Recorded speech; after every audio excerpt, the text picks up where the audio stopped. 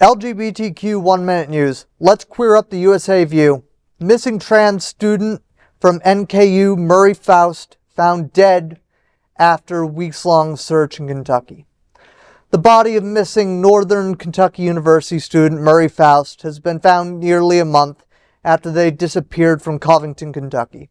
Police confirmed that Foust's body was discovered by an independently organized search party near an industrial area in Wilder, Kentucky, across the Licking River where they were last seen. Foust, a 22-year-old trans student and fine arts major at Northern Kentucky University, vanished on April 27th while walking through Covington's Latonia neighborhood, carrying a yellow backpack. Friends, family, and volunteers had spent weeks searching after Foust failed to arrive at class, leaving behind their phone and car. According to the Covington Police Department, there are no indications of foul play, though the official cause and manner of death remain pending a coroner's report. NKU called it a profound loss for the university community. Every time we have to talk about another trans death, it's absolutely horrific, especially knowing the statistics around trans violence. And I think, I'm just going to say I am so sorry for their family. Yeah. I'm so sorry to the university community that held them in high esteem. And I'm so sorry to see another life tragically young. It was 22? Yeah. Yeah, that was a baby still. Baby. I mean, at 22 years old, you're still I don't think you're an adult until you're at least 30. So I agree. So to be 22 years old and just have your life cut short, especially in our community, because if you weren't us, you started being you from the start. But when you come out, when you realize who you are, your gender identity or sexual orientation, that's when your real life starts. And so you may be 22, but as you may be 16 or 3 or so. Yeah, our aging is very different. I never thought of it that way, but thank you. We'll talk about that off camera. I'm curious to hear more about that. 2 Kentucky stories, and neither of them reflect well on the bluegrass state. Oh, and fuck Mitch McConnell, too. Oh, while we're at it. I thought you were going to say 2 Kentucky stories and none of them about Kentucky Fried Chicken, because if anybody who watches the show knows, anytime we talk about Kentucky, I have to tell you, I love Kentucky Fried Chicken. I know that's a little rude, attached to... I'm a vegetarian. You are attached to this segment, but they do one thing right, which is their chicken. It's the original recipe. Wow. Yes. But also, when you said that there was no evidence of foul play, that stunned me because I just assumed there was, and I'm not convinced yet until we get the final report, because it is so common.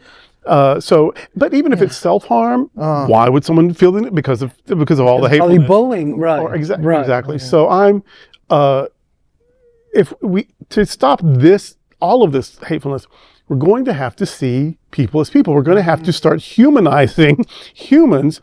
And so in my biz, in my game, we have this dude that we like a lot, Jesus, and he said some fun things. Never heard of it. And one of them was, he said it was the most important thing. The most important command was love your goddamn neighbor. And so can we just do that? Can we just care about people? Can we just care and let people live their lives?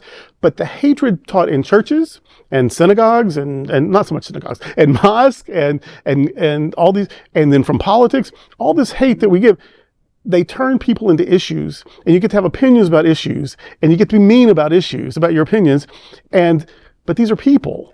And we've got to start seeing people as people, and that will cure so much of this. You're very nuanced today. Not that you aren't always, but I'm enjoying your commentary today because it's really giving me a lot to think about. You can have opinions. I like what you said. You can have opinions about, what was it about policies and the ideas, but about people, we have to people. We have to humanize them. I like it. And there is one thing I will add in here. I know we've had 2 upsetting stories about the bluegrass state, but I will say one of the best orators and translator of trans issues that I've encountered through their career is actually the governor of Kentucky, Andy Beshear. I know. I think Andy Beshear, I've thought the world of him for eons. Hopefully President Beshear. I think that there's a good chance that he'll run the primaries, but he has been a fantastic orator on this issue, specifically when he's vetoed anti-trans legislation. He's been a friend. He breaks it down into the most simplistic terms of, specifically if we're talking about schools, it's about